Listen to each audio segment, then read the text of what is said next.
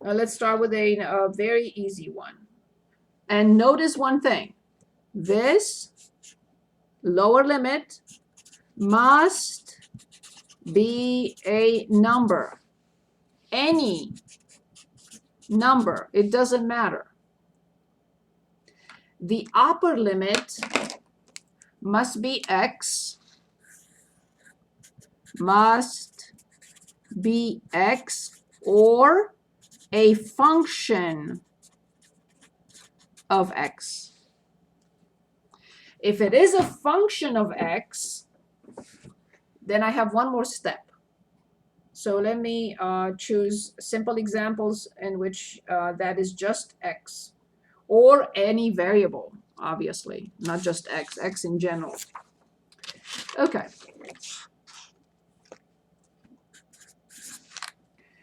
Okay, so let's start with a simple one. We are given a function g of x, the integral from 1 to x, from 1 over t to the third plus 1 dt. I can only be asked to find g prime. All I need to do is just this. So when I differentiate this side, I differentiate this side, and that's the answer. Done.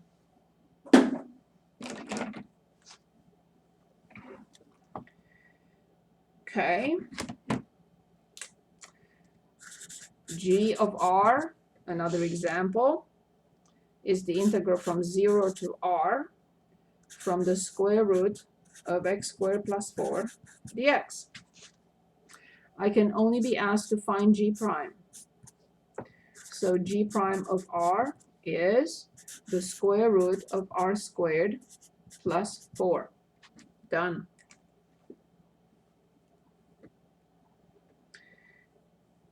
Okay. Now here is another function.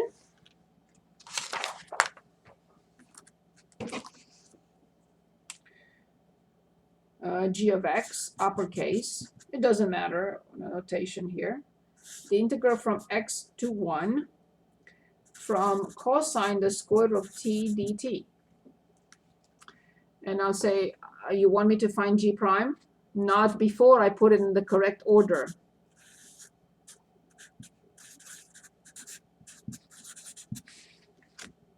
It's not in the correct order. Fundamental theorem of calculus part 1 says this must be the constant and that must be x, not the other way around. But the definite integral has a property that says that if you want to reverse the limits of integration, you can. But you just make sure that you put minus in front. That's all. Okay, now let's look at the second level, in which x is not just x or r is not just r, but it's a function of a variable. Okay, so this is 13.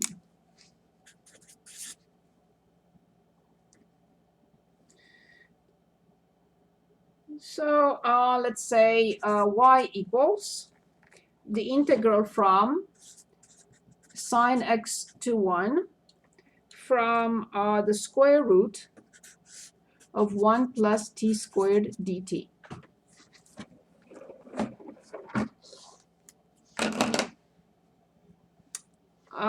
I'm asked to find y prime, but this is not ready. Now it is.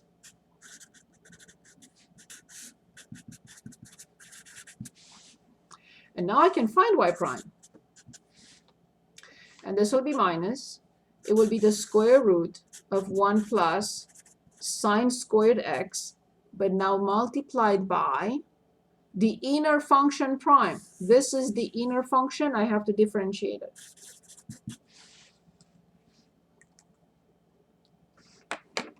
How come that I didn't do this before? I did.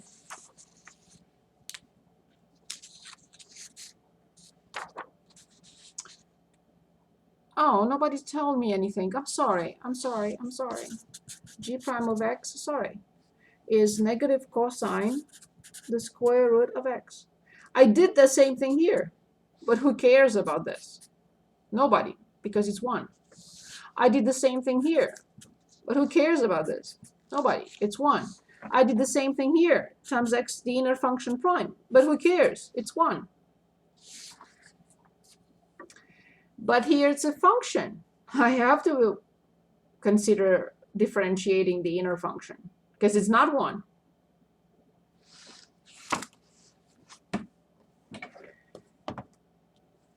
Any questions?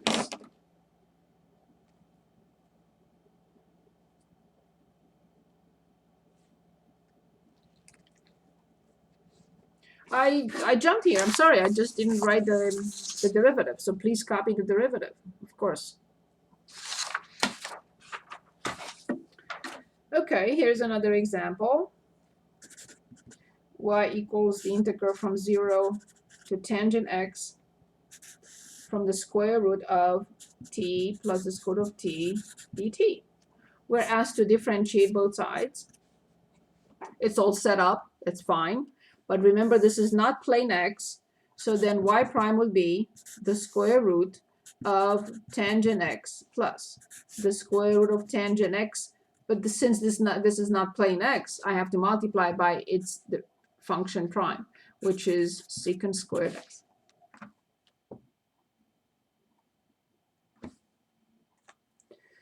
And there is one more level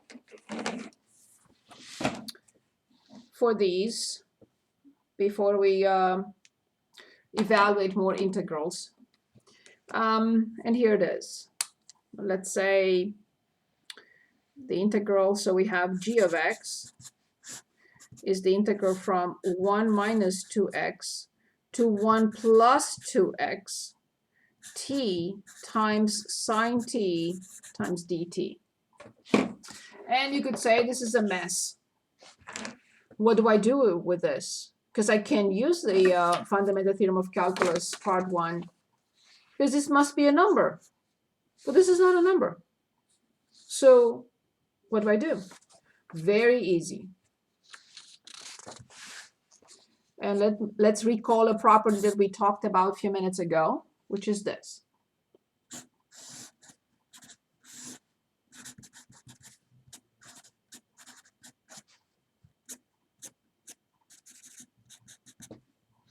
The integral from a to c from f of x dx is the integral from a to b from f of x dx, and plus the integral from b to c from f of x dx. You could say, but this is not an interval. It will be treated as an interval. You can say, but this is a function. This is another function. It's the same thing. I can break it up anywhere I want. It better be a number, though. So let's write it. G of x can be presented as the integral from 1 minus 2x to whatever you want. It doesn't matter. From t sine t dt. As long as you start at the same point, these are the same, to 1 plus 2x from t sine t dt. Who cares? We're not going to use it anyway. Now, this is okay, but this is not okay.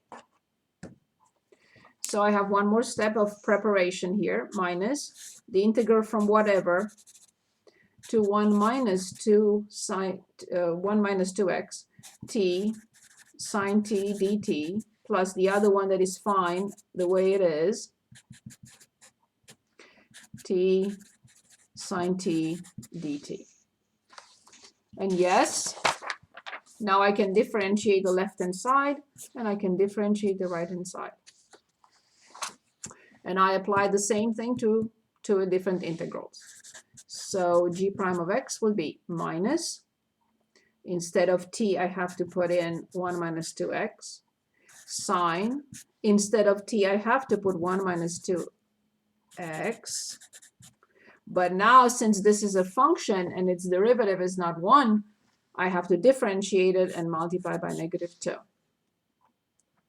Then the next one will be plus. And now I apply the same procedure. 1 plus 2x, sine of 1 plus 2x. It's not plane x. Its derivative is not 1, so I have to multiply by 2. I will clean it up a little bit by bringing the 2 in front. So this is 2, and they're both negative. So 1 minus 2x sine 1 minus 2x, and plus 2 outside, 1 plus 2x multiplied by sine 1 plus 2x. So this is not that it's more difficult. It just I have to use this property. I have to break it up, and I have to reverse the limits of integration so I can differentiate it using fundamental theorem of calculus part 1.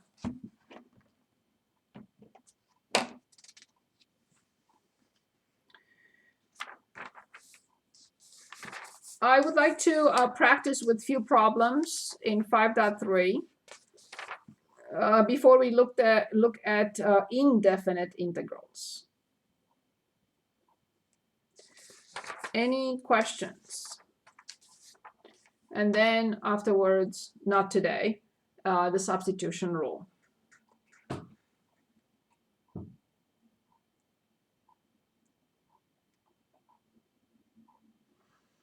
Okay.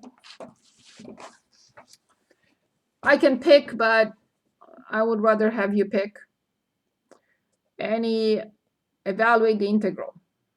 Evaluate the integral from 19 through 44. 38. Anything else after 38? 36. 36. Anything else?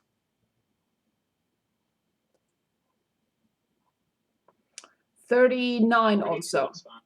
Okay, so 36, 38, and 39 for now.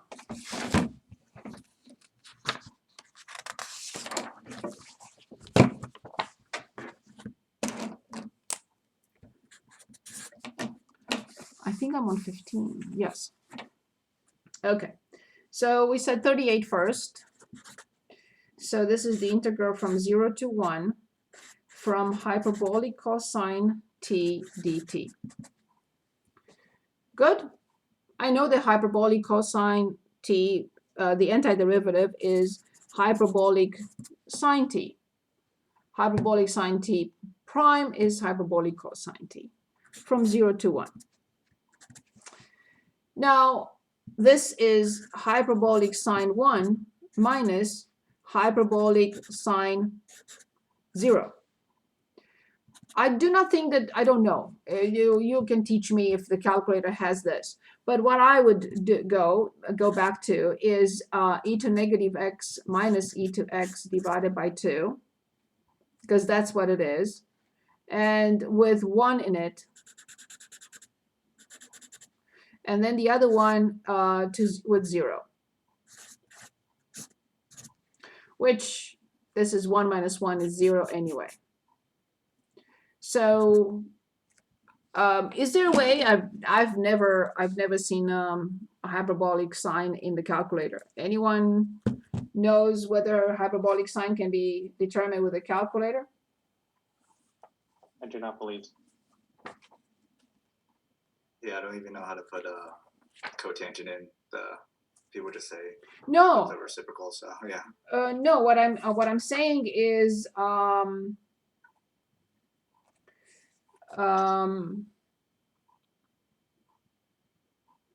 there is no symbol for hyperbolic sine. There is not a symbol for hyperbolic sine. Yeah. There isn't, right? That's I never ever looked, to tell you the truth. Maybe, you know what, have we gone to catalog? Let's see. Let me just Google it really quickly. I was thank you so much for choosing that. Oh, look at that. Okay, so so this is positive and this is negative, just making sure.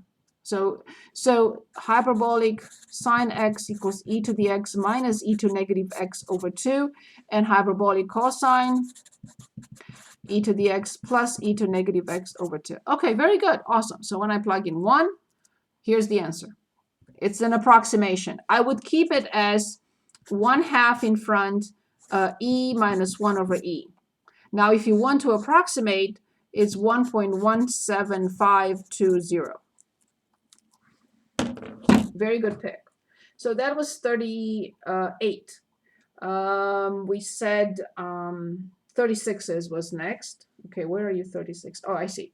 The integral from 1 to 18 from the square root of 3 over z dz. Perfect.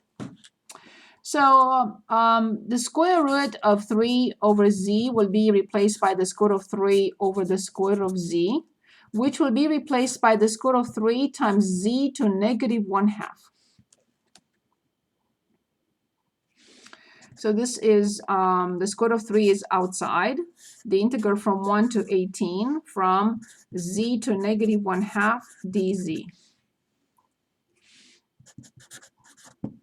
So z to negative 1/2 plus 1 will be z to 1/2 over 1/2 from 1 to 18. I flip this and I get 2 the square root of 3. And this is the square root of z. So the square root of 18 minus 1. I could simplify this into what? 3 the square root of 2. But this is the final answer. Okay, we also wanted to look at 39.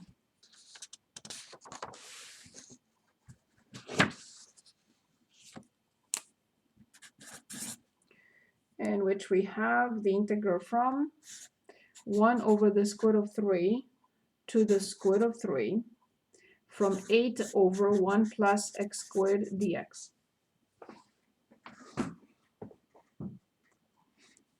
So of course I'm going to put 8 in front. And I have a function that is 1 over 1 plus x squared.